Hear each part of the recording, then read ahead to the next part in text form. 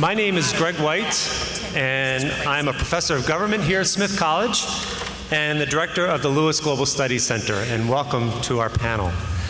In fact, my full title at the Lewis Center is the Elizabeth Mugar Eveillard Class of '69 Faculty Director.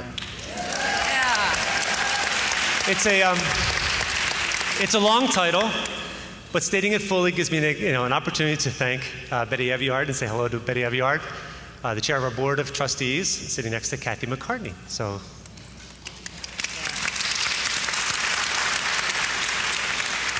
I'm honored to have the opportunity to welcome you this morning as we bring focus to a commitment that is central to Smith College's mission, the education of women for leadership.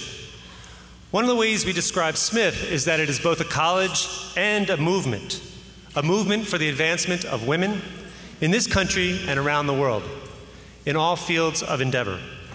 At the Lewis Center and throughout the college, we're keen on engaging students and their own rich personal biographies. In other words, the personal stories and experiences they already have as undergraduates, and to help nurture their intellectual, scholarly, and co-curricular engagement with the world. At Smith, as students, and as alumni.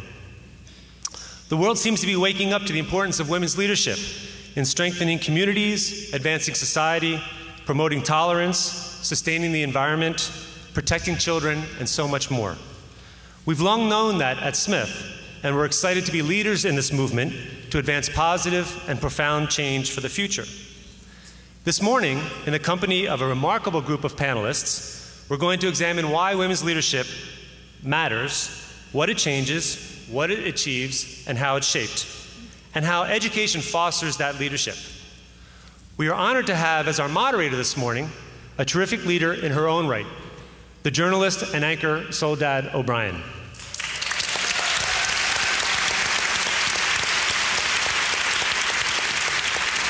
You have seen her on NBC, CNN, and HBO, and she has recently embarked on a series of documentary programs for Al Jazeera America. Her coverage of Hurricane Katrina and the BP oil disaster contributed to multiple honors for CNN. Her own awards include an Emmy, a DuPont Columbia Award, and the Journalist of the Year Award from the National Association of Black Journalists. A graduate of Harvard University, she is a distinguished visiting fellow at the Harvard's Graduate School of Education and the chair of the board of the After School Corps, which expands learning opportunities for urban children. I should acknowledge also that Soledad brought a special guest with her today, her daughter, Sophia. I'm not sure where Sophia is sitting. Where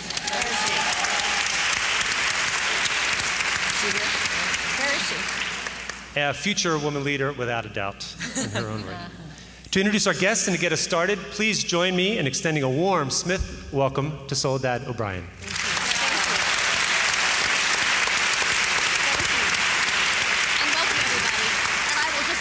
My daughter, who's soon to be college-aged.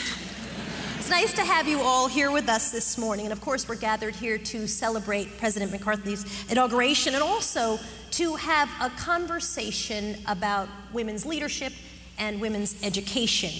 Smith, of course, produces female leaders. And on this occasion of this inauguration, we want to dig into that a little bit more fully. We want to examine the state of women's leadership today, what's its impact, how it's changing, where we're finding and creating women leaders, where women are being held back, even when they lean in. We'll talk about that too. What's holding women back? And maybe even more importantly for a college like Smith, what are the essential elements in creating young women who go on to lead? What kind of an education should they be having now so that they are shaped to be leaders for the future?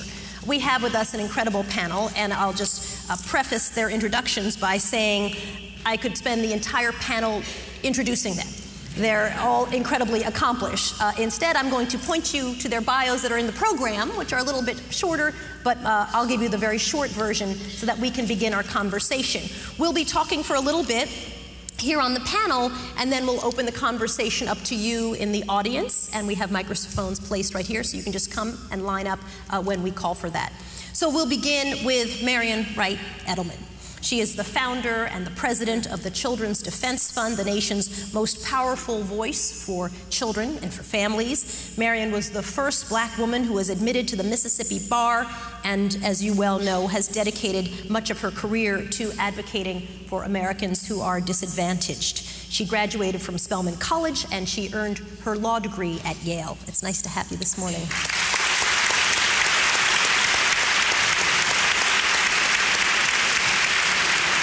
Farah Pandith became the very first person to hold the role of special representative to Muslim communities following her appointment by the then Secretary of State, Hillary Clinton. Her work in this role includes the creation of a number of youth-focused initiatives, including Generation Change, Viral Peace, and Hours Against Hate. She earned her Bachelor of Arts in Government and Psychology right here at Smith, and her Master's in International Security Studies at Tufts. Welcome, it's nice to have you.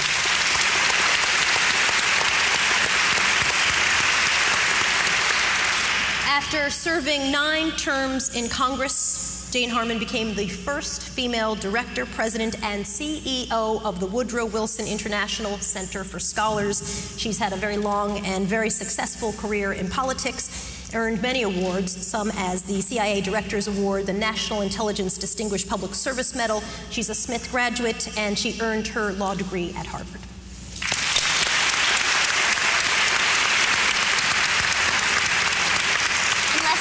But certainly not least, Julianna Smoot is a Democratic political advisor and fundraiser. She served as the deputy manager of Barack Obama's 2012 campaign. Additionally, she worked as Obama's national finance director in the 2008 election. Before all of her wild success in politics, she earned her undergraduate degree right here at Smith in government. Nice to have you with us.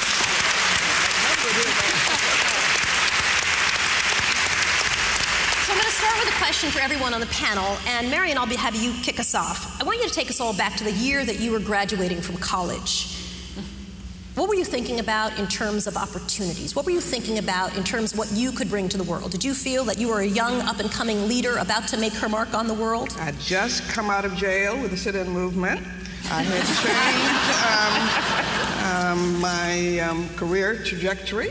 My father always said that God ran a full employment economy, and if you just followed the need, you'd never lack for a purpose worth living for. And I'd started off as a pre-med student, but hated the frogs. That lasted a year. Then I became a music major, but then I got this great chance to go abroad, and I wanted to go into the Foreign Service. But once we had the sit-in movement, and I always wanted to change segregation from the time I could walk and talk. And the sit-in movement occurred. I'd volunteered after that to go down to the NAACP and to volunteer, and I went through the requests from so many poor black people for legal services, and white lawyers didn't take cases from poor blacks trying to enforce their civil rights.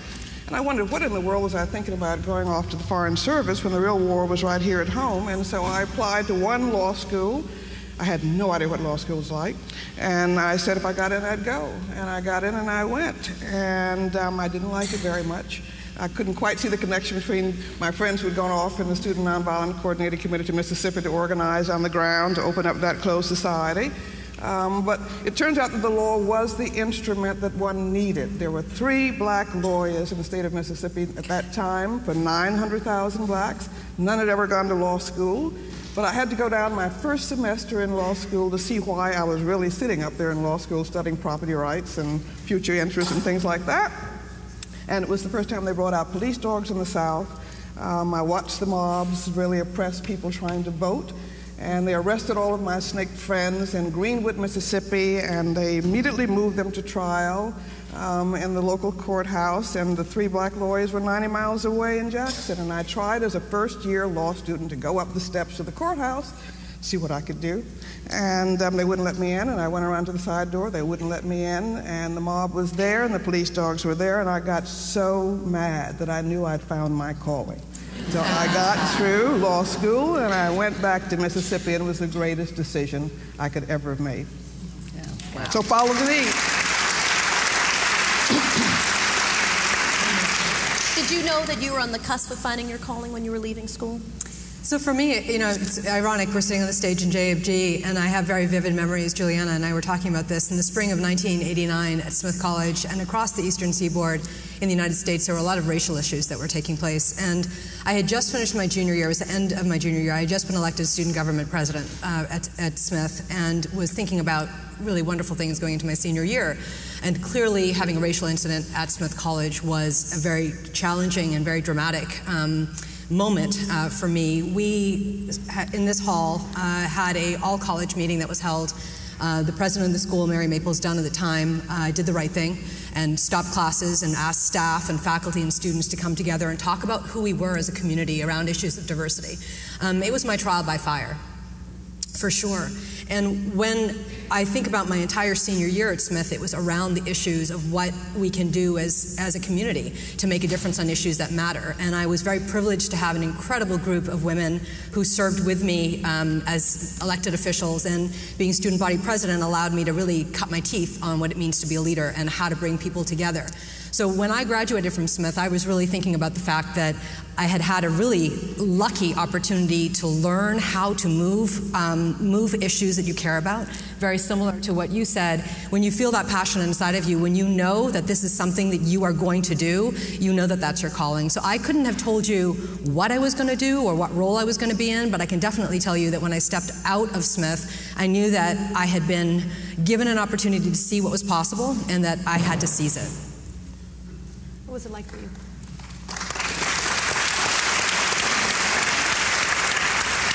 So it's very emotional sitting here in John M. Greene, because I remember on the afternoon of November 22nd, 1963, as I was walking to some class, the bell started tolling. That was the day John Kennedy was assassinated.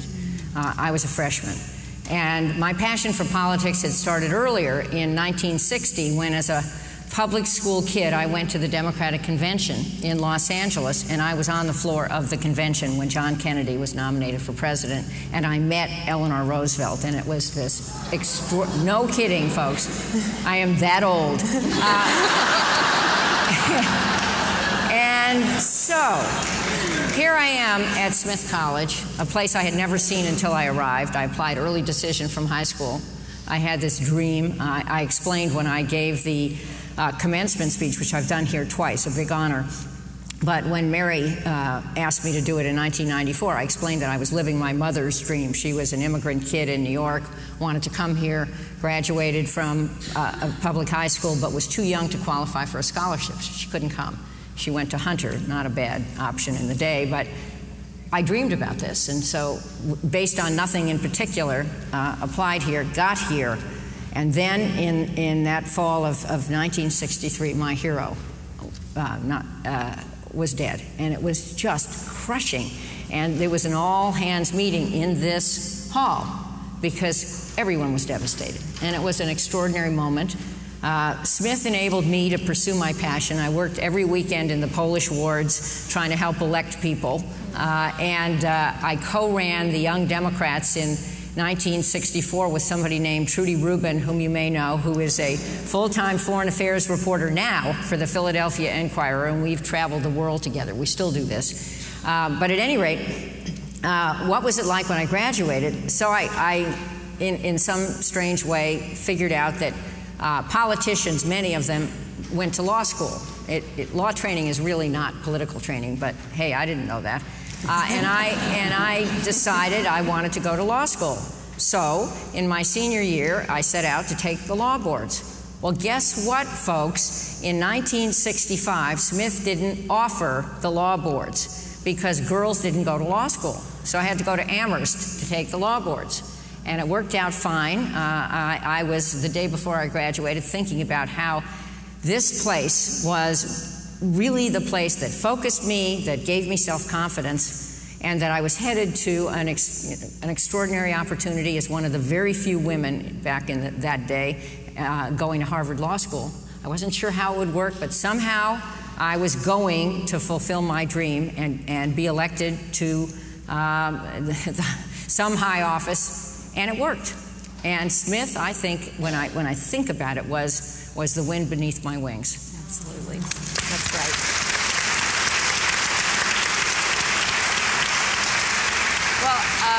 came to Smith from a small town in eastern North Carolina. So I was homesick when I got here, but all I wanted to do when I left Smith was to move to New York City. So I utilized the Career Development Office, which was wonderful, got a job at Bloomingdale's in their management training program, clearly in pots and pans, but I did that. It was a great learning experience. And then I went to be a paralegal at Cravath, Swain & Moore, thinking I might want to go to law school. I decided not to after that experience. And then moved to D.C. and got involved in political fundraising. I was a government major, and that's pretty much what I've been doing ever since. And Smith definitely. I started doing fundraising at Smith. I would rope Farah into doing phone-a-thons. I will attest to this. She's I said we have free pizza, yeah, right. and we called a lot of you, I'm sure, to ask for money. So I cut my teeth on fundraising here. Are there truisms about women in leadership? What are they? I mean, are there things that you read a lot? Women are more collaborative, and this is what makes their leadership better. What are the other things that are particular about women in leadership? So one of the things that I think is really hard in America right now is this conversation we're having about what makes the perfect female leader or perfect you-have-it-all woman. And I really push back against that in a very big way, because the demographic of America is not the demographic of the people who have the megaphone to tell the story. When I think about, certainly in the last 10 years, serving our country in a lot of different ways, whether the White House or the State Department, who are the women leaders? Who are they? What do they do? Well, there are too few of them. That's the first thing. The second piece is, are there characteristics that make a difference? I think I wouldn't say that there is a particular thing that makes a woman leader, but the one thing we definitely know is that obviously women can lead. And it's about time that we have that conversation about not questioning whether or not a woman can lead, but obviously they can lead, and what are we going to give them to make them accomplish whatever it is that they want to do.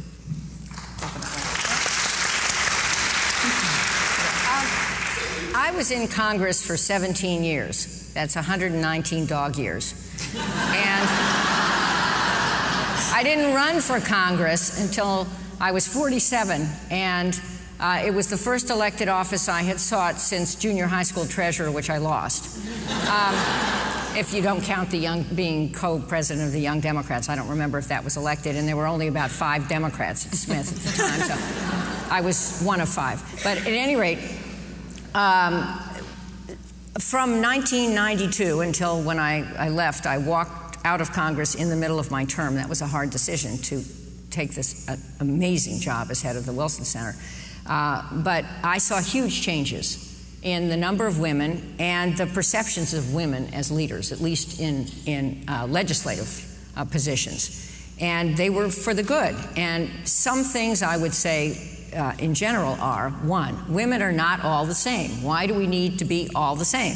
We don't look the same, we don't believe the same things, we don't have the same number of husbands, kids, and dogs and goats, and we just don't. We didn't all go to the same school, etc.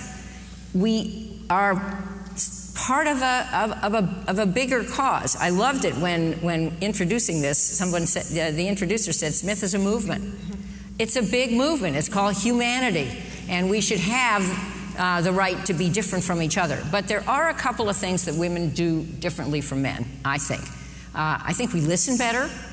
I do think we listen better. We are not peacocks, strutting around. We listen, and then we try to reason with other people to solve problems. And I think, sadly, the paradigm, you tell me if I'm right, in politics these days is blame the other side for not solving the problem. Don't work with the other side, because if you do that, this happens both ways. If you do that, they get credit too. And I think women are happy, not every woman, not every time, to share credit. And I think these qualities make us very, very qualified leaders.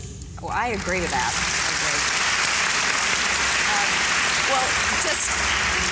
I've been in Washington. I split my time between Michigan and D.C. now, and just being in D.C. the past couple of weeks, it's been a terrible time. But it's the women senators who really brought about the end to this. Hear, hear. And it is the collaborative nature of women. So then, when you look at some of the numbers and you see, for example, just looking at college graduates, women are way ahead of men. And you look at other sort of indicators, and then you see, well, why are there so few female leaders in a lot of different categories? CEOs, board positions. I mean, there's just why? What is the problem? I want to answer the first question again before I move on to that. Okay. And it was these 4 women in the Senate. May I interrupt you for 1 second? Can you all hear her? So I'm going to, forgive me, but we know each other really well. So I'm just going to move your mic. Okay. And I think that's going to help. If you can't hear me, let me know from now on.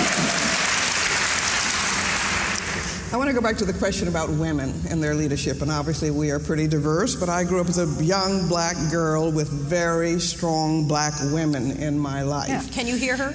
Can you hear me? Okay, and so I'm going to talk to our audio guys. Forgive me. That's all right. Audio guys, let's boost her levels a smidge. Thank you.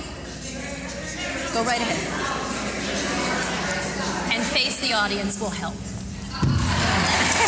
Okay. Thank you.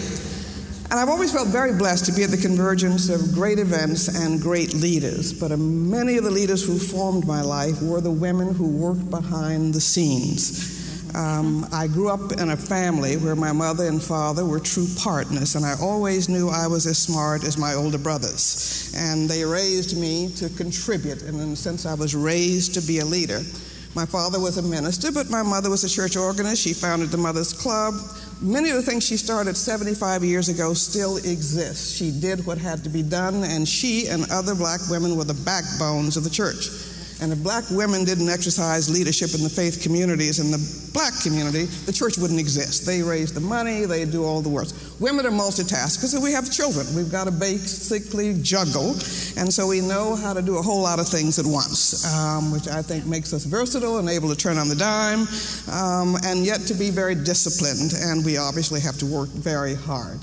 And we don't mind doing the work and letting other people get the credit, and that's one of the things I was constantly told. But again, I look back at the remarkable black women who made so much out of little, and the civil rights movement really was guided by mothers and children. We all know about Miss Parks, but Miss Parks would not have been there without Joanne Robinson, and there were a lot of other women who, when they were waiting for the right spark to be hit, they were ready to put the mimeograph machine going, and if it hadn't been for Miss Parks and Joanne Robinson, Dr. King would not have been forced to stand up, and the Montgomery community wouldn't have been forced to stand up. And little Ruby Bridges, you think about mothers and children who were the frontline soldiers of the civil rights movement. You know, it was little Ruby's mother who insisted over her father's opposition that she'd go with 6 and integrate the New Orleans schools. And I think that the courage it takes for little people, and people keep saying, you know, how can you put children out and let them get politicized? Well, there's children who were the backbone of the desegregation of schools in America, and it was the mothers who did that.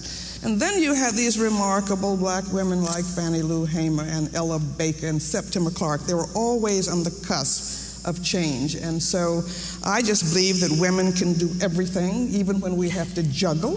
And I just saw the miracles they caused in Mississippi and throughout the South. And so I think that while many of us have adopted the values of the broader society, we've got to make sure that we begin to get a critical mass of women in positions of power, but with different values, who are going to do the transformation that we need today. That we have only 18% of the women in the Congress. Imagine what we would do if we had 50% of the women in the Congress. So then let's dig into that point. I think there are a lot of people calling for that. So let's examine why women are not in the numbers that they should be, or at least are represented in the general public, number one, and then we'll get to what do you do? How do you raise a leader? So why? So there are a couple of things that I want to say, and you know, from the very basic knowledge base, how do you become a leader, an elected official, or somebody who's a political appointee? How do you even begin that process? There isn't a lot of access information for a lot of the young people in America today, frankly. That is a very fundamental thing, but it is true. I can't tell you how many people ask me the question, how do you become this? Where do you go to get that? How do you get appointed? How do you run for office? Now there are a lot of NGOs all over in the United States that are helping young women move forward and teach them how to run, how to raise money, how to do the things that you need to do to be like the guys, okay? In that sort of competitive side. But I also want to say something about Smith and about the effort that we have made here at this college to move forward on the issue of getting more women into public service. The Women in Public Service Project that was launched here, launched in Washington, D.C., but Smith is a founding partner of it, is an effort to worldwide say to the world, we need to move the needle on getting women into public service. And what does public service mean? It means policy and politics. So we want by the year 2050, 50% of all positions all over the world to be made up of women. And this came out of an effort, that Secretary Hillary Clinton put forward in partnership with the 7 sister colleges, the 5 colleges that are still all women. It has now grown into a wonderful movement. Jane Harman is spearheading at the Woodrow Wilson Center and has taken off in a great way. But why am I raising it? It's because you need that access point for information. You need the mentors. You need the networking that needs to happen. So that's one piece of it. The other thing I just simply want to say is just sort of how you get to those positions, and I'm talking now only in public service because leadership makes up, it's not just public service, it's many other things. Somebody needs to pull you forward, and that isn't happening enough, and it's not happening by not just by women helping other women, but men also helping other women. So when you're looking at positions in which who is a good candidate to put on the table for a position, we have to open up the well even bigger and bring those women forward. Let's talk about specifics on the bringing women forward. I was doing a conversation with a number of young women in media and music. And I was talking to them about the amazing role models I'd had as a journalist who were all women. And the people in the audience started laughing as if women were, and I said, it's just amazing how great women are at helping other women. And some of them outwardly were mocking what I was saying. And it was so different from my experience. How do you create a system where women are naturally helping women as mentors and as sponsors? Because we know it's the sponsorship that actually, certainly in the C-suite, right, is what moves you from great employee to leadership. Well, it doesn't have to be specific to you. It can be somebody out there who's inspirational. Marian said her family was very nurturing, but you also had these amazing heroines out there. And I mentioned I met Eleanor Roosevelt. Well, she wasn't my best friend, and we didn't have dinner together, but there was something magical about being in her orbit. And then it went on, and I was very lucky in my life to have women who personally mentored me. I think in politics, the woman who I always called my older sister, we were dearest friends, was Geraldine Ferraro, who was marvelous and who died a couple of years ago. But there's another side to this, Soledad. And one more thing positive. This Women in Public Service project is magical. It has taken off way beyond the United States. There are more women's colleges now as sponsors of it in the United States, but there are affiliations in 70 countries around the world with women's colleges. I was in Beijing in July when China Women's University, supported by funding from the Ford Foundation, in case any of you is out there, thank you, launched the first of 3 of these learning institutes for women in China. China Women's University trains 5,000 women. And so there was a 2-week institute in Beijing this summer. There'll be one next summer and the summer after. And they're now all over the world. There was one in Myanmar earlier this year that I went to. There were some in North Africa. And the goal is, no kidding, 50 by 50, 50% women by 2050 in public service jobs. But here's the underside. Not all women help women. That's what I think you're talking about, Soledad. Madeleine Albright who went to Wellesley. In spite of the fact that Madeleine Albright and Hillary Clinton went to Wellesley, they're fabulous women. But Madeleine's little pithy phrase is, there's a cold place in hell for women who don't help women. And a lot don't. And if you encounter these women, do something vicious to them.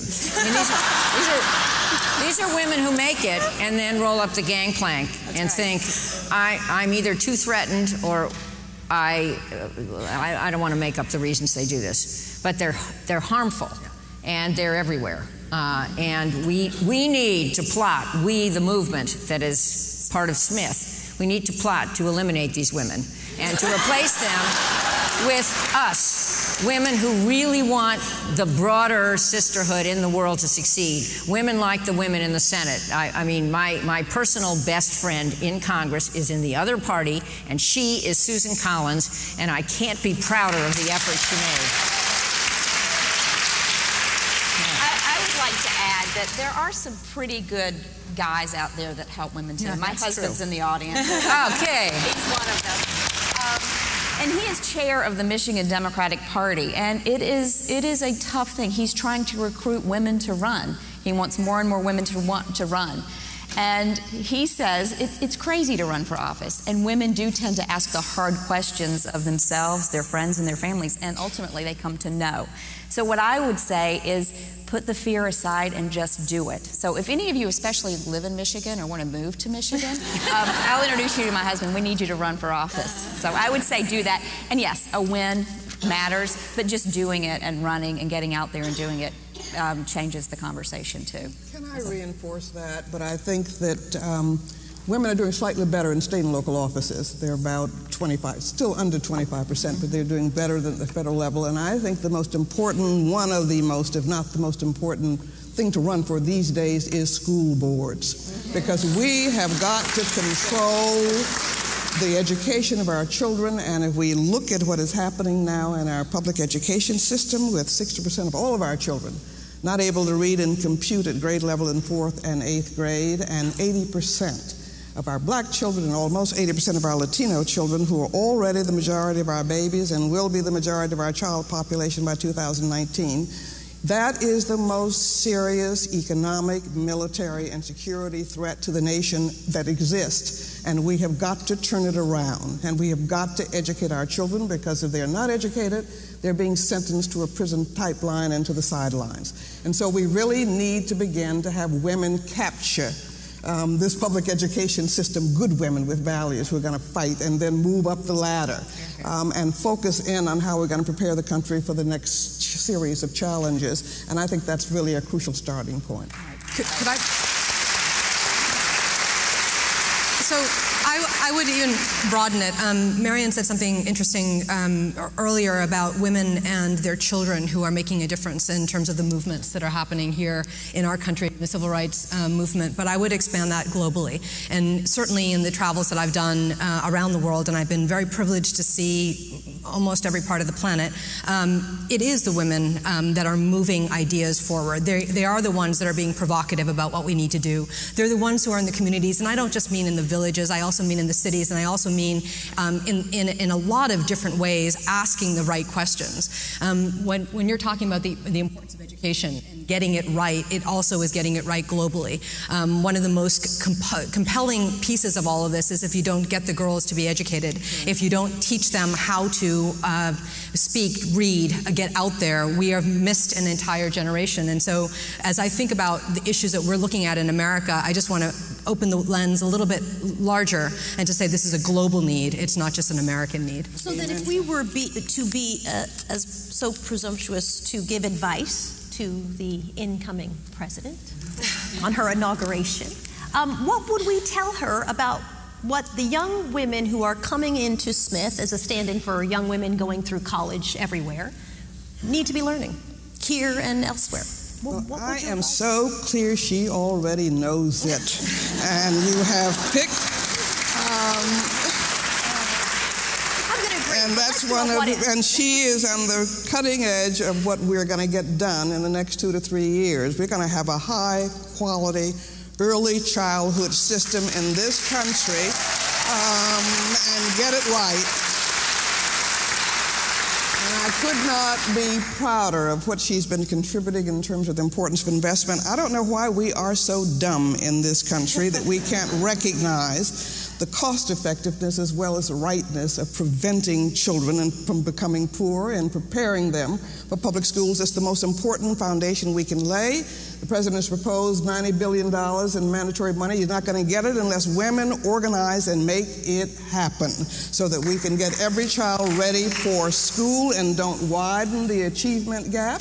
We have to make it 0 through K kindergarten, because we have now new Common Core standards that say K-12. but kindergarten is offered universally in only 10 states. You're going to hold children accountable for what we don't provide them the means to achieve, but we've got an opportunity here, and I love Eleanor Roosevelt too. And she said that the most important thing in the world, a woman's will, is the strongest thing in the world. And I just think that bringing our women's will to making sure that the next generation of children and our girls get prepared to lead and get the skills they need for the 21st century is the most important thing, and you've got the right leader here to help us do that.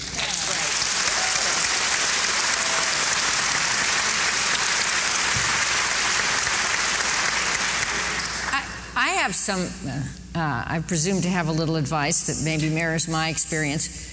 I thought the academic education here was outstanding. I thought the house system was, I loved this place. Nothing wrong with this place. Loved my house, my friends, my opportunities inside. But I also learned from going outside the walls of Smith into the greater Northampton community. I mentioned that I worked in politics in this area. It's at least it certainly was 100 years ago when I was a student. Maybe it's changed, but there were many blue-collar areas here. There was enormous racial diversity here. There were Saturday night polka dances. I remember that. Don't ask how I went to some of those. But being inside Smith, but also being outside Smith, is a huge opportunity for the young women who come here. And I think it makes you more resilient, and it takes the passions and the self-confidence you form here and applies them to real problems, which makes you a much more effective Marian Wright Edelman when you walk out the door. Can I just give a shout out for women's education? I went to Spelman College, which was all women too. And I didn't want to go there, but I'm so glad I did. And I loved the freeness and the ability to be oneself and to define oneself without men around until you wanted them around at that time. To be who we were and to have an all-men's college across the street and a bunch of co-ed colleges across the street. But it was such an empowering experience that allowed you to be prepared to go into the world, but as yourself. And that was important. And the second thing that was so important, and I know that Smith really does emphasize global education and international. The best thing that ever happened to me at 19, growing up in a segregated small town, and then going to Spelman, which made us have to come in at 5:30 every day and go out in groups of threes, and to be nice ladies, which I always rebelled against. Howard then enabled me to go and spend a year abroad when I was 19. And he insisted that I not go with the Sweetbriar or the Smith group, and to go on my own, and to wake up in Paris at 19, and to be able to sit in a public park for the first time without being afraid or self-conscious, to be able to make decisions, to be able to wander, to decide to go to Geneva, to decide I was going to go spend the second summer in the Soviet Union, and to realize I could make my way around the world by myself and meet all kinds of people and manage. It was the most opening experience. There was no way I was going to come back to Atlanta in 1960 and fit back in those old wineskins, and it was the most empowering thing. And so the world now has no boundaries, but I just want to applaud and emphasize the importance of the global education, because that is the world we have to function in. Absolutely. So as I think about, I certainly don't have any advice for amazing Kathy. You know it all. I really have to tell you, I'm so excited that we have you here. But one of the things I will say in terms of hearing young Smithies come out, and I think about myself in that role, what I would want to be advised. There's something that is very distinct that is happening, as you well know, to this generation of young women and men who are digital natives, who are hearing things not just on this campus, but with a swish of their finger on their smartphone. And for us to understand the power of that, to understand how important it is that these young women see the diversity of thought on this planet, that they don't get confined by the conversation that's happening in America about what it means to be a good woman, that they push and they push and they push to hear the voices in Uganda and Uzbekistan and Argentina and all over the world who are in some ways, thinking more out of the box than women in our country in some areas, and then to also learn from the women in our country who are impacting communities all over this globe. So that's the one addition that I would say to the amazing thing that you did. And can I just add one other addition? Well, yes. And then I'll shut up. No. Our first report on children out of school in America, knocking on doors to find who the 2 million children are who are not enrolled in school, was one of the best things that ever happened. And it really is so important to go out in communities. Yes. And 5 of the districts we knocked on doors were in Massachusetts. Hillary went out to New Bedford, but we went to Holyoke and we went to Springfield, and we found an awful lot. And the things that are going on in the school systems in Springfield and Holyoke offer an enormous opportunity for you who are women of Smith to really become role models. It's very hard not to do things that you can't see or imagine. And you've got an awful lot of children who are immigrant children who are very, very poor, who have families who are not able to give them the kind of vision of a future and support them in achieving it. And so one of the things we're going to be plotting with your new president and many of you on is how we set up freedom schools in Holyoke and Springfield and get young people out so that they can see college in their future and see live what it looks like and feels like and what role models can be. And so I think you have an enormous opportunity to begin to bring light and hope to the young women as well as young men right here in your backyard, even as we do it abroad as well. What should be on the, let's say, top 3 things that women leaders should be focused on? Clearly on your list is childhood, early childhood education. But let's say I was Soledad Gates and I could write you a check. For $100 million, but you cannot take that check and put it in your own organization. You have to put it toward whatever the big issue is that will most impact young women and women leaders. What would you do with the money? I would say, new to Michigan, we live right outside of Detroit, and $100 million wouldn't be enough is what I'd say first to you. I'd say thank you very much. We need about $18 billion, but I would try to figure out how to. Well, she has $18 billion. Yeah, she's got $18 billion, right? You're being cheap. So I'd figure out a way to help Detroit and a lot of single. What would help female leaders? Well, I think you're focused on. Well, Detroit? I think there are a lot of single mothers there raising children, and I think getting the education system back, get Marian over there to help figure out how to get real education and get the kids back on track there. I would say don't write the check to the Wilson Center, but do write it to the Women in Public Service Project and figure out some anonymous post office box so it doesn't go into any organization you don't want it to go to, but it does go toward the extraordinary force that women are all over the world. Women don't lead the same, we don't look the same, but just think about it. If 50% of the heads of countries were female, and 50% or more, by the way, Rwanda has 63% of its legislature female, and there are 16 women who head countries at the moment, and hopefully we'll have one in 2016. But just think about if the world were populated with a diverse group of women who bring different skills to the job and different views. We might not agree with all these people, but just imagine, you could take that, $100 million would help, Soledad. 18 billion would be better.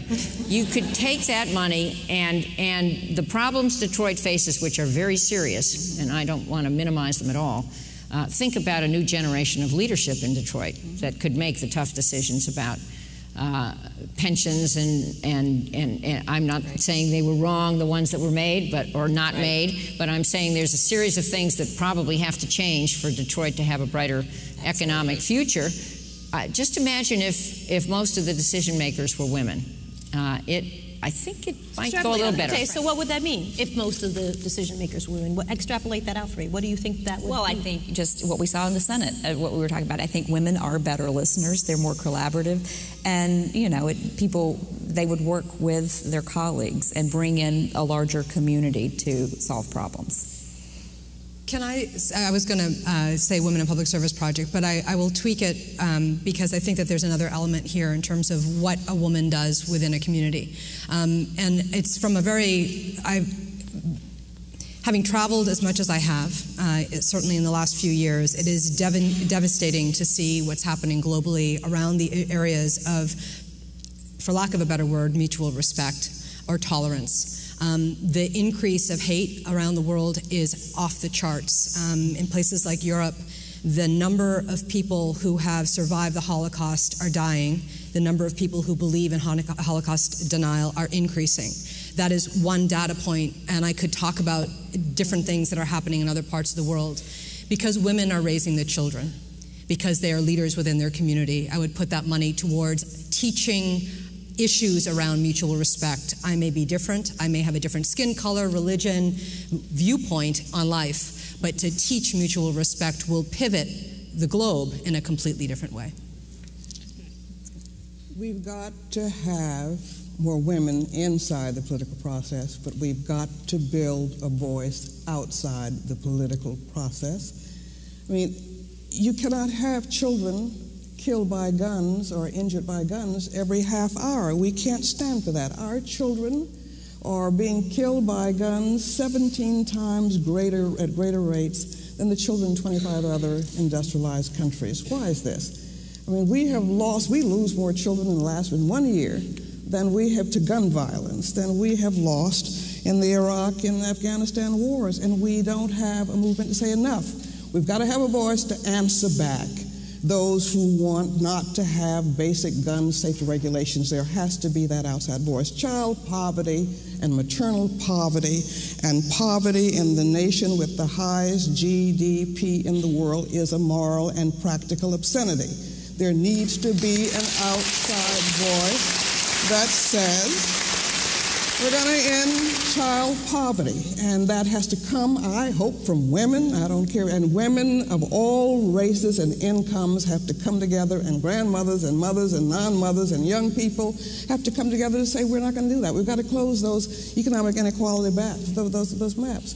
We've got a cradle-to-prison pipeline that is trapping 1 in 3 black boys and 1 in 6 Latino boys at the intersection of race and poverty. They're going off to prison. Our states are spending 3 times more per prisoner than per public school pupil. That's the dumbest investment policy, but it is also going to undermine the last 50 years of social progress. There has to be a mighty voice. And the inside process of politics works only in proportion to the outside voice that pushes them. And we have to have a new movement here, and we don't have 50 years, we don't have 10 years. We are at a very critical, pivotal point about who we're going to be as Americans. And so however you do it, we've got to get ourselves together as women and say we want to take a U-turn and move in a new direction that's going to have jobs, public service jobs that help people serve others. But we've got to do that now with a sense of urgency. Walk me through one of your toughest leadership decisions. I'm going to let you start. Oh, gosh. I know. And you know what? I want names and I want specifics. You want names? Absolutely. No, really. I mean, I want people to understand you're a leader. Walk us through something that was a challenge, that was hard. And what did you do and what did you decide? Well, probably one of the most recent ones, well, it's not even one of the ones I remember the most, is I was then Senator Obama's finance director in 2007 and 2008, and I hired about 50 folks around the country to help raise money. I hired a woman in Northern California who I thought was great. She's about my age and knew how to fundraise, but some of the boys that she had to deal with up in San Francisco wanted the guy hired. So they talked to Senator Obama about it, and the senator's like, look, I can't irritate my donors. You got to make a change. And I knew, he said, you've got to make a change. I can't irritate my donors. We have to hire this other guy. And I knew it was the wrong decision, but I did it because he was the boss. And within 3 months, she was back on payroll, and he was the guy that I hired was her deputy. So, it's one of those. It was a tough thing when you know you're doing the right thing and you know you have it right, but then your boss tells you to do something else. But it worked out ultimately. Well, one of the interesting things about elected office is you're accountable to your voters and your conscience. You don't really work for someone. And that is both liberating and terrifying. And I remember a set of issues in the 90s, you'll all know these issues, where I knew what my compass was, and I followed my compass and not my voters. And looking back on my career, I'm really proud of what I did. And the issues involved Don't Ask, Don't Tell, and DOMA, the Defense of Marriage Act, which is a misnomer for a horrible, now unconstitutional piece of federal legislation. I was elected. My opportunity to win came because there was a new seat drawn in Los Angeles. It was a lean Republican seat. The Democratic field was very weak. The Republican field had one strong candidate, and her name was Maureen Reagan, the daughter of Ronald Reagan, who sadly died a few years ago. But at any rate, she was a 1992 Clarence Thomas, Anita Hill, a lot of issues, but one of them was the right to choose. And she was a pro-choice Republican. She lost in the primary to someone who was anti-choice and much further right. So I managed to occupy the center and win. Why is that important as background? Because it was a conservative district, which back in that day did not agree with me that Don't Ask, Don't Tell was unconstitutional, something I managed literally to say to Colin Powell, then the chairman of the Joint Chiefs of Staff, in a hearing. I was the baby on the Armed Services Committee, and he was about 5 feet away, and I was trembling, but I said it. And then a few years later came the vote on DOMA in the House, and 67 people, 67 out of 435 people voted against DOMA. And as I was going down to the well of the House, I think it was just before the vote, Nancy Pelosi, and I give her huge credit for this, came running up to me and said, "Jane, you better be careful here. Given your district, you better be careful." And I said, "Nancy, not only am I voting against this, but I'm just about to speak against it." And I did. And why, yay me, but you, at some point in your life, in these big opportunities, if you have them, and they're not all in elected office, and they're not all being the supremo fundraiser, election consultant, or being the absolute trailblazer on children's rights, or being this incredible stand-up for tolerance, or being Soledad. But you have those, and who else could be Soledad but Soledad? I mean, you have these opportunities, and if I have learned anything so far, it is take the self-confidence you learned at Smith or wherever you got it, look deep into yourself, and just do it. That's right. That's right. Exactly right. So I've been thinking about how to say this in a very polite way, and there really is no other way to do it. So we're at Smith, so I should do this. Your taxpayer dollars go towards the State Department, as you know, and so everything in government is about making sure whenever you do anything that America gets credit. Credit is everything. Putting a stamp of the U.S. seal, the flag, it's all great, and I believe in that, and thank God we live in the country that we do. But sometimes it doesn't make sense to put American flags on everything and the American State Department seal on everything, because there's a higher calling and there's something bigger that we have to do. And so when I was thinking about your question, I think one of the most difficult fights I have ever had, it took, to what Jane said, you just got to do what you have to do. So I was working in government right after 9/11, and our country was trying to understand what had happened. Not only the threat of AQ and their affiliates, but also this ideology that's permeating every corner of our planet.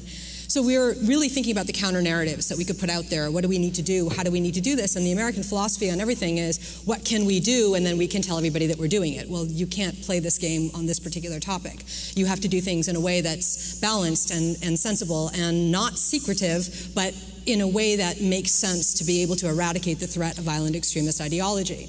One of the ideas that we had, this is around 2008, 2007, 2008, maybe 2006, sorry, a little earlier than that when I was at the White House, was we need to unleash the power of women and really get them to push back against violent extremist ideology. And we looked at the model of the Mothers Against Drunk Driving. And we said, look, this is a grassroots campaign. It's worked really amazingly in America. Look what we did. We turned the public perception around. We got women out there, mothers standing with, signs that say, around prom, be careful, all these kinds of things. What happens if we unleash women around the world to do the same thing around violent extremism, whether it's the IRA, whether it's the FARC, whatever the issue is, it's not just about those, like an Al-Qaeda terrorist organization, but others like it. So we had this great idea, and we thought, okay, well, let's call it Sisters Against Violent Extremism, SAVE, SAVE. And let's make it happen. Let's give some seed money to an NGO that can do this, because we, State Department, can't do it. How do we unleash this? We found a really great woman to work with in Europe. She has a really great NGO. Let's start doing it. And everybody wanted to say, brought to you by the U.S. Department of State. And I said, you can't do that. The minute you do that, you're going to give her hell. She's not going to be able to do what she needs to do. You don't have to hide it. If somebody asks her where she got the money to do this, she should say it came from the U.S. State Department. But you cannot say out there in front with a flag, hi, we're doing this, it will ruin the movement. It was a really hard battle to fight, and I did what Jane said to do. I stood by what I believed was the right thing to do, and we didn't hide it. If you ask Edith Schaffler where she got her money to start this movement, she will tell you she got a small seed grant from the U.S. Department of State. She'll tell you how it happened. It is one of the only efforts around the world today that is fighting violent extremism. It's called SAVE. It's awesome, and it's gotten a huge amount of momentum in the years since. Time magazine has singled her out. The Huffington Post, features her all the time. I'm proud of the fact that we were part of this, but we had to know the right time to make the case that it was a partnership with the United States government. I guess advocating for a voteless, voiceless constituency is very lonely. And I guess I have learned... I'm going to say... Vote...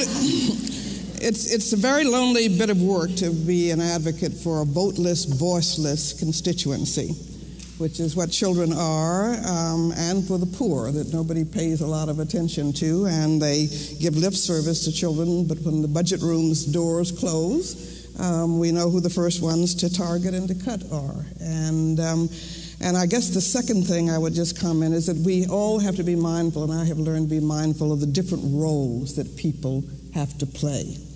And there are no friends in politics, I guess I've learned over the long haul. And the hardest struggles have been when it is your friends who you disagree with on very basic policies that happen. Sorry about that. And I think that, but that's a part of the process of growing up. And I know that as an advocate, and I know that we had, there are a couple of examples, but I'll give only one. It's when we were fighting for the child care bill that became the child care block grant.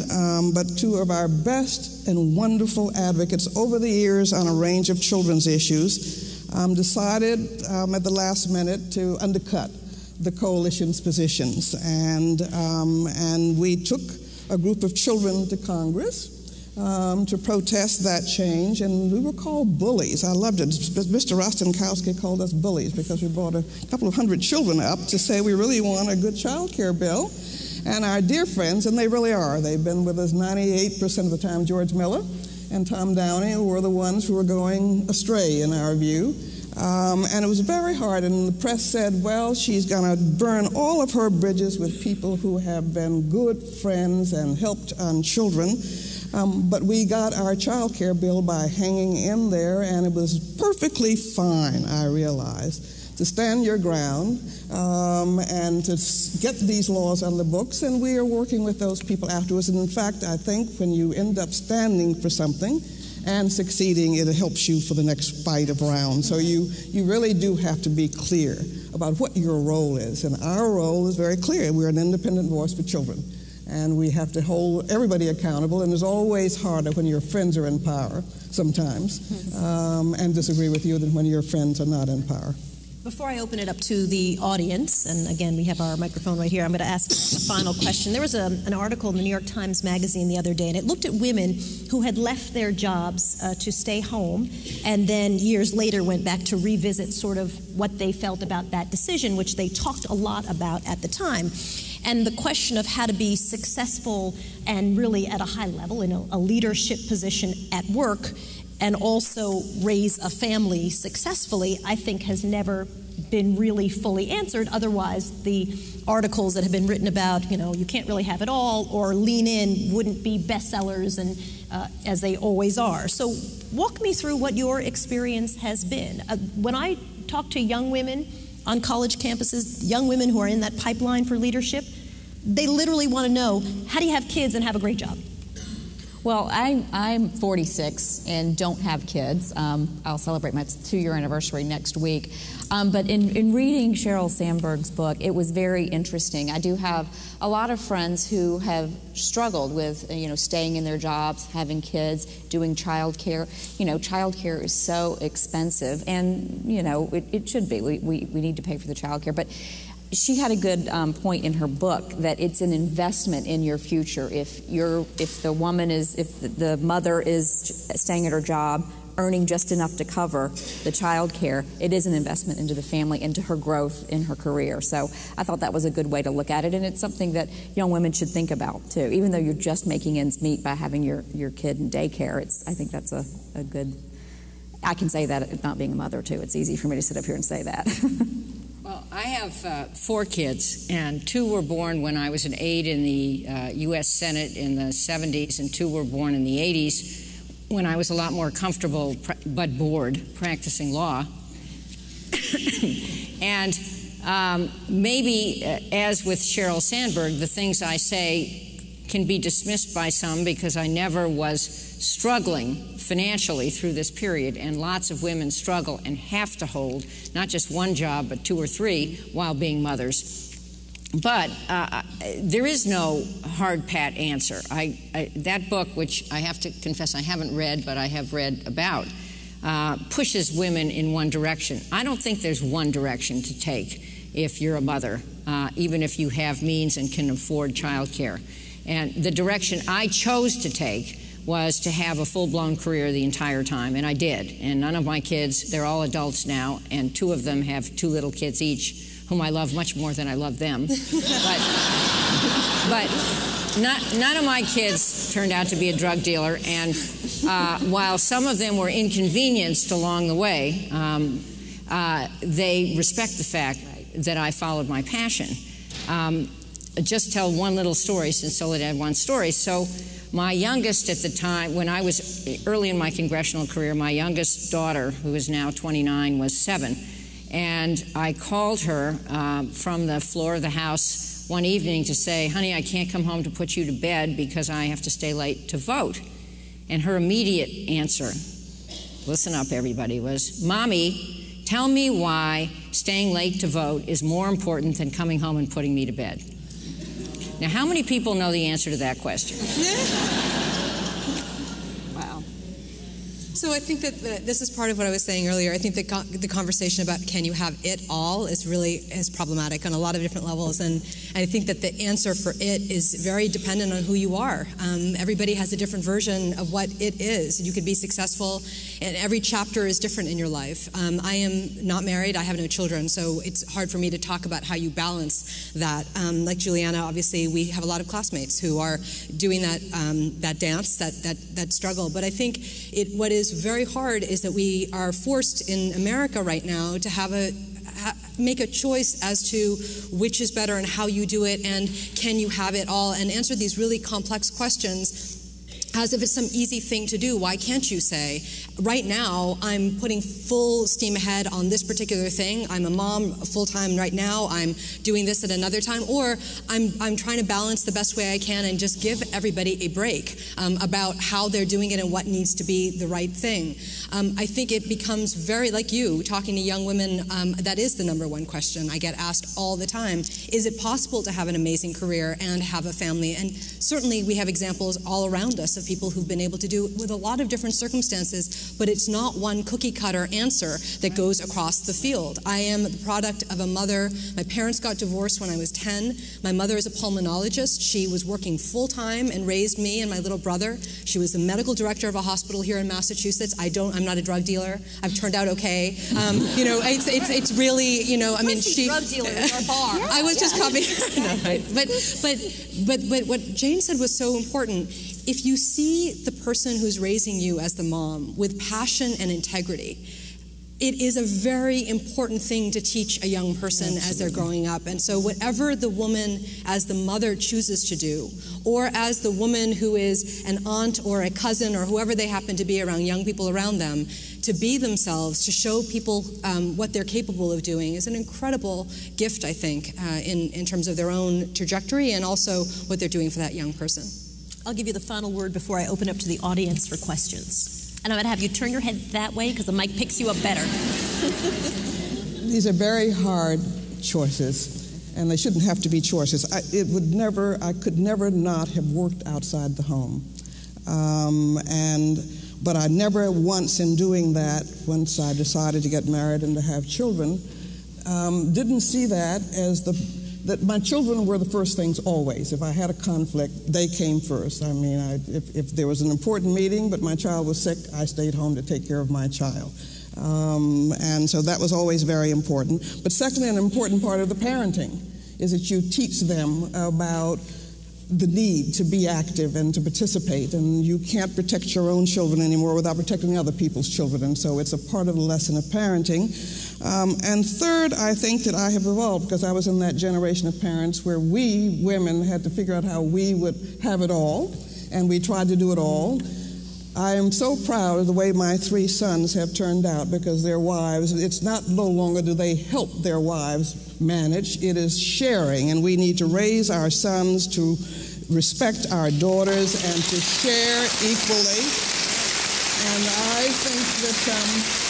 And I think it really is about sharing, and it is not about how women are going to manage to juggle all of these things. It's about how the parents, both of them, are going to manage. And secondly, how are we going to put the support systems in place for women who are not fortunate enough to be able to afford to have good care for their children. And we need to do that if we're going to have a just nation and if all of our children are going to be able to participate fully in this democracy. And so we need to do this for all of us. We need to have what France does. I mean, we know what to do in terms of a high-quality early childhood system. We need to make sure that we provide it for everybody, for those of us who can afford it, to be a part of that voice for those who can't afford it. But it's got to be a shared responsibility, parenting, and children need their fathers as well as their mothers to share. Invite people to come up. If you have a question for anybody on the panel, please come up and come to the microphone. I'd love for you to give us your name and then tell us who you're directing your question to. Anybody who's familiar with my work knows that if there's no question in your question, I will stop you. Thank you. Hi, I'm Donna Perret. I just wanted to, I'm sitting here pondering with your comments because a couple of my favorite things that I took from Smith were confidence, the self-confidence you mentioned, and my ability to support each other.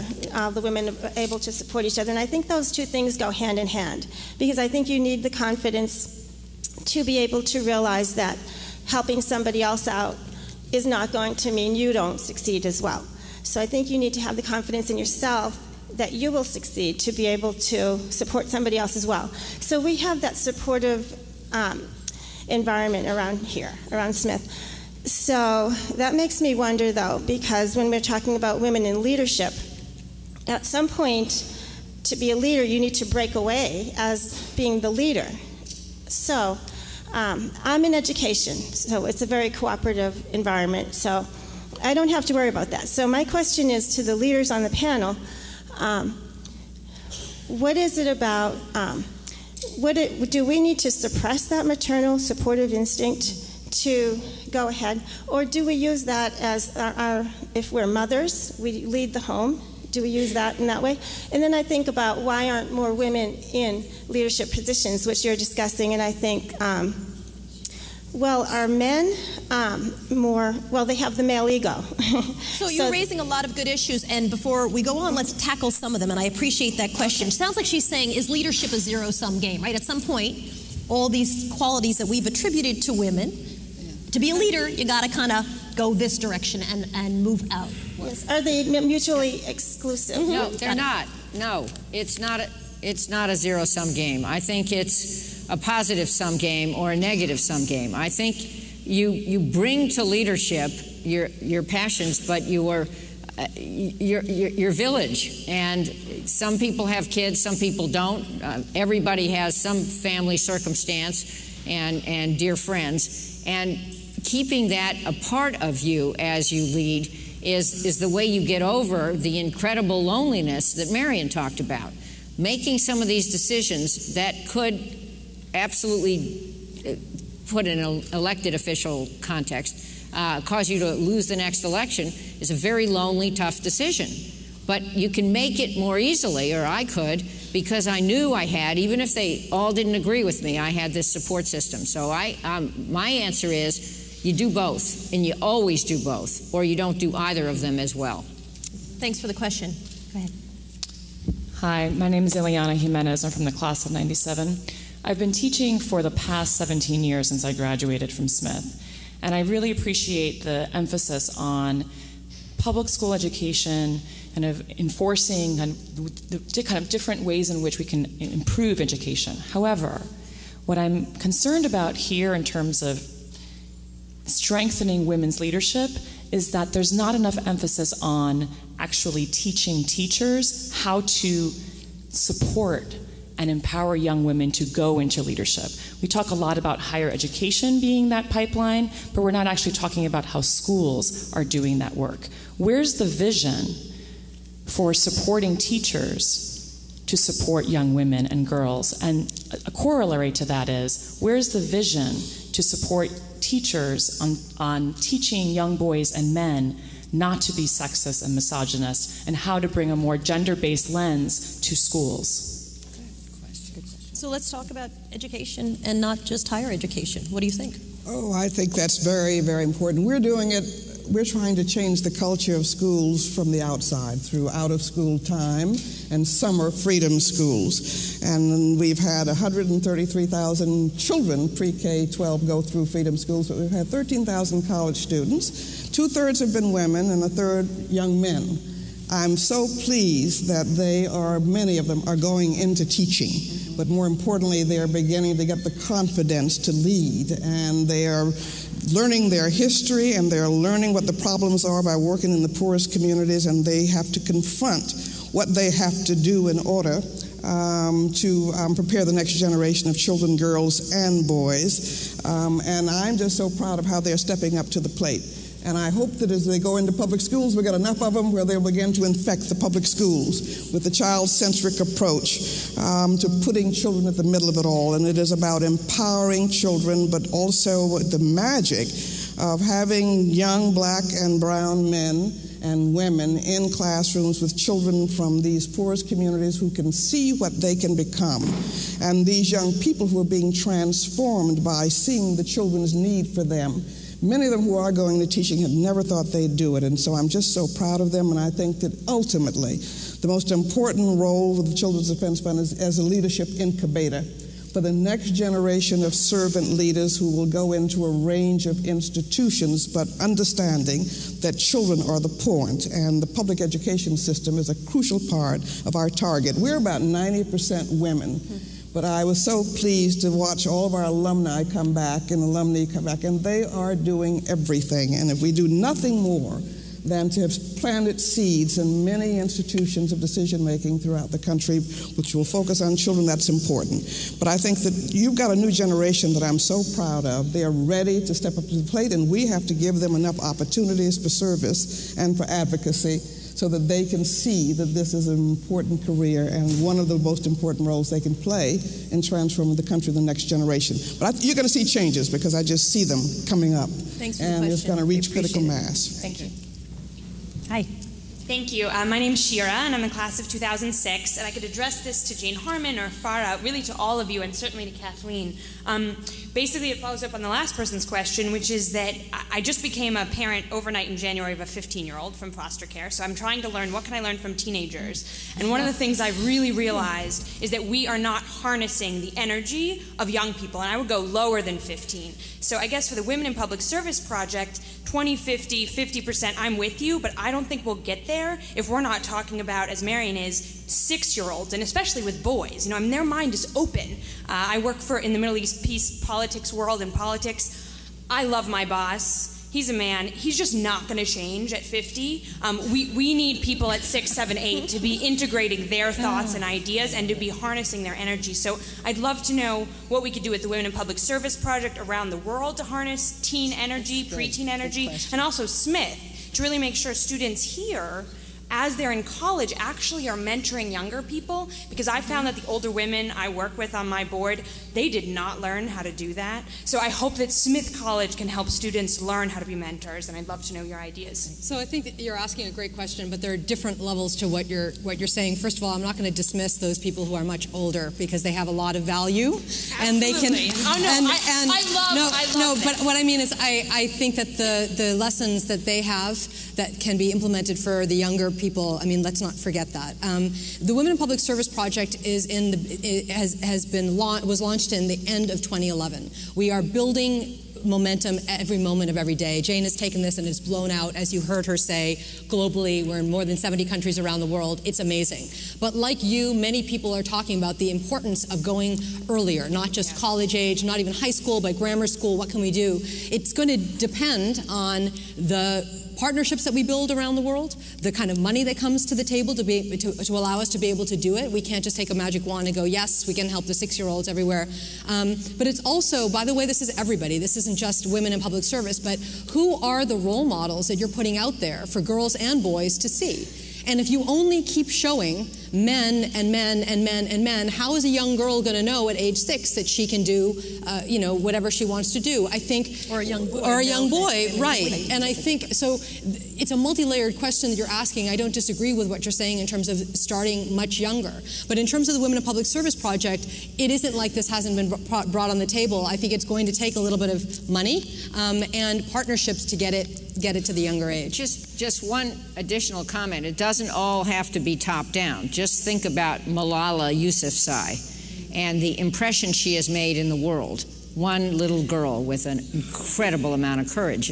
And building off of that, things happen, and using resources that everybody has, especially digital resources, to tell stories in one part of the world that happen in another part of the world, and to build this enormous community of humanity is very helpful. And then P.S., Marian's suggestion to Kathy about having Smithies go out into the lower grades, not just in Northampton, but in Springfield and in Holyoke and the less advantaged communities, is something that can happen here, not necessarily directed by the president, but it can be a spontaneous act by the students. Thanks for the question. Appreciate it.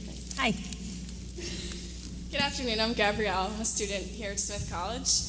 First, I wanted to thank you so much for your service and also for your contributions on the panel. For those of us considering graduate school, i.e. law school or journalism programs, a lot of us are told to take a couple years in between undergraduate and graduate school. So my question is, can you elaborate on your experiences within your first 2 years after graduation? And do you have any advice for opportunities we should take advantage to put us in a better position for leadership? I think I'm the only one here who didn't go to grad school. But and I'm happy with my decision, but I did go out and work, and I decided against law school and then got into politics. So I fully recommend taking a year off and going doing something fun that you want to do and get some good experience. I would absolutely say take time off. You're not going to be the same person 3 years out of Smith that you are today. It was because of the 3 years, or 3, 2, whatever it happens to be for you in your journey. There isn't a formula, my friend. There is no formula.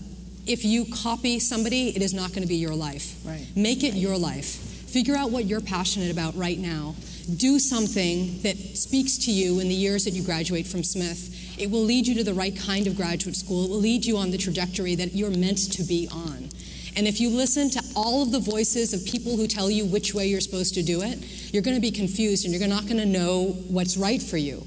The best lesson I ever got coming out of here was to trust myself, to know who I was, and to know what made me passionate.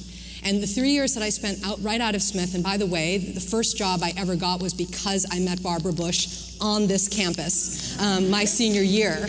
But those 3 years working in government allowed me to see the world in a very, very different way, and it helped me to understand what the best graduate school was going to be for me, because I was looking at law school, I was looking at business school, but it turns out, guess what? I'm a globalist, and I really wanted to go to a school that was the top in foreign policy.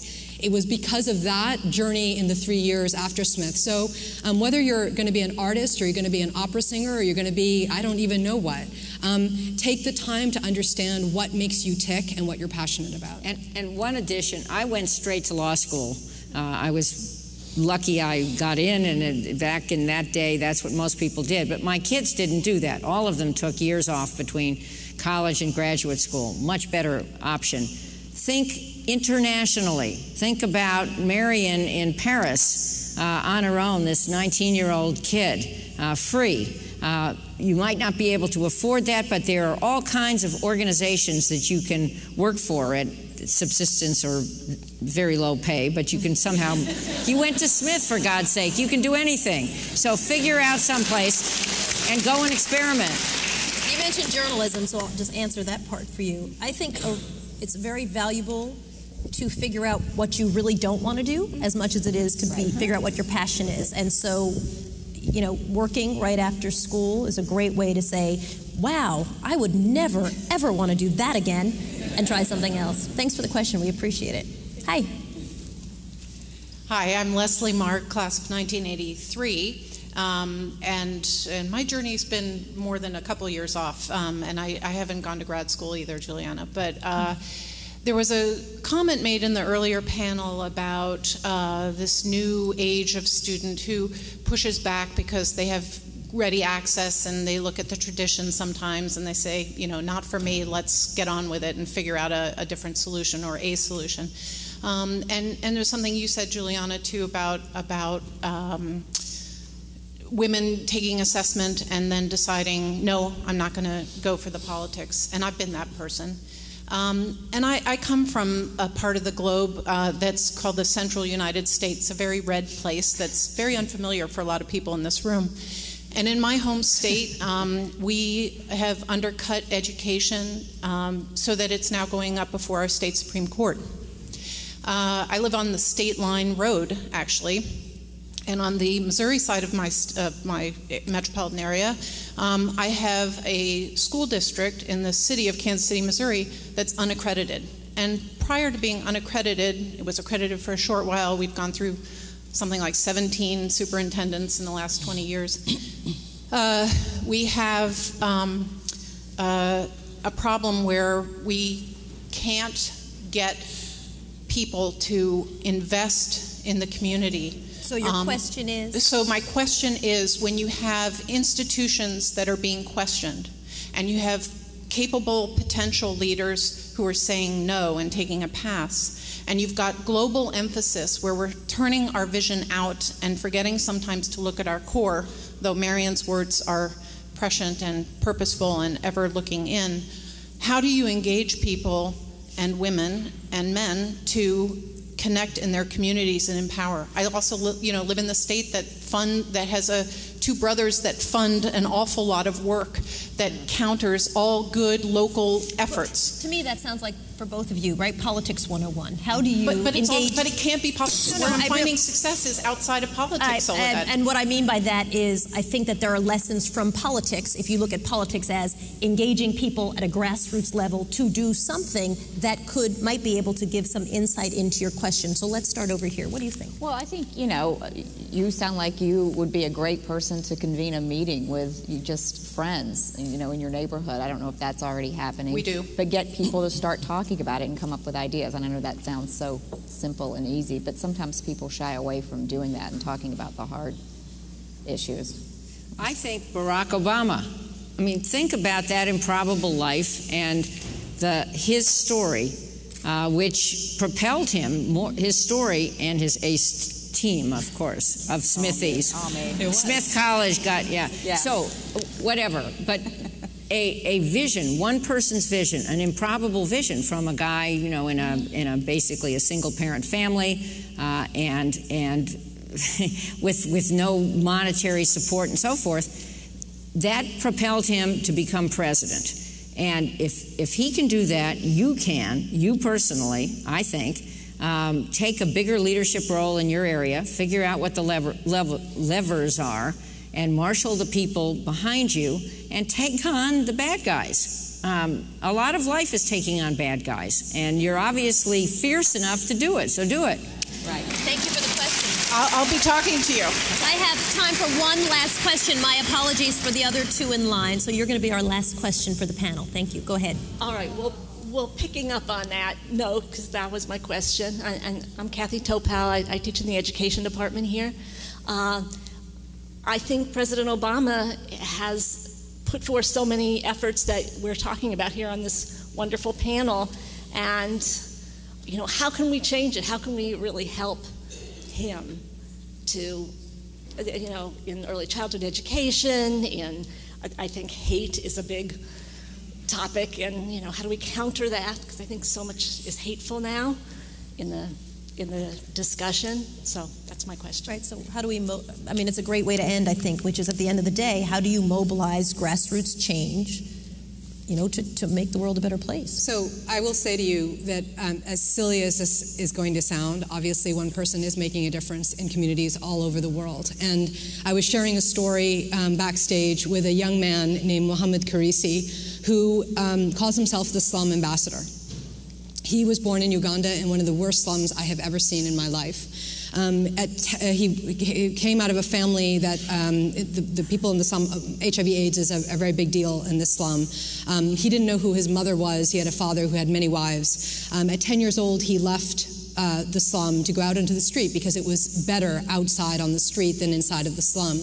He began to sell scrap metal and buttons and thread that he found on the side of the street to get money so that he could get a book, to learn how to read. At 15, he came back to the slums because he had learned how to read and he had gotten an education. And he said, I have brothers and sisters in the slum that don't know how to read because there are no schools here in the slum. At 15, this kid started a school in the slums in Uganda, okay, in Kampala. At 19, where he is now, I had a chance to meet him a couple of years ago, and he was nominated for a prize that he just received by the boxer Muhammad Ali on a world stage with people like Christina Aguilera, standing on that stage, an improbable kid who is telling a story about how one young person can make a difference. I see people like Muhammad all over the world, and this generation is not waiting for someone to tell them it is okay to do something. This generation is a generation that's saying it's time, it's now, and I'm going to do it. So maximizing those stories and starting movements means that people like us who are not his age are telling his stories, are connecting him to others who can make a difference, are building platforms online and offline to move their stories forward. That's how you get the attention of a president in our country or anywhere else in the world. That's a perfect ending to the panel. So Farah, thank you. All of our panelists, thank you very much, and thanks for the question. I'm so sorry, we don't have time for any more questions, so I'm going to have to end our panel here, but I'm going to offer up the panelists to you when we're done with the panel. You should feel free to grab them and chat with them. Thank you so much, and thanks to the audience. Thank you, Soledad. Very lovely talk. Phenomenal. Thank you. Thank you for the You were quick so ending. good. I try. Just like tight. She buttonholes it.